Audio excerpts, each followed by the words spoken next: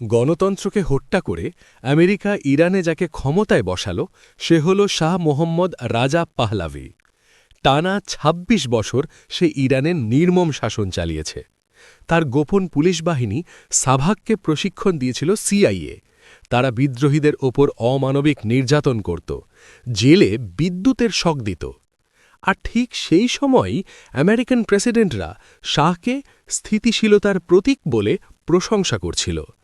America মানবাধিকারের lecture দিত, আর তাদেরই টাকায় ইরানিদের ওপর অত্যাচার চলত। ইরানিরা বোকা ছিল না।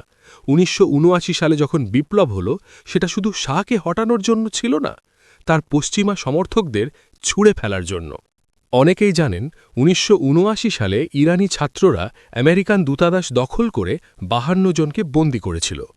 আমেরিকা একে সন্ত্রাসবাদ বললেও ইরানের কাছে এটা ছিল প্রতিশোধ, কারণ ওই দূতাবাস থেকেই ১৯৫৩ সালে সিআইএ কূটনীতি চালিয়েছিল। কিন্তু পশ্চিমাদের আসল মুখোশ খসে পড়ে এর ঠিক পরপরই। জানতে চান কিভাবে? দেখুন পরের পর্বে।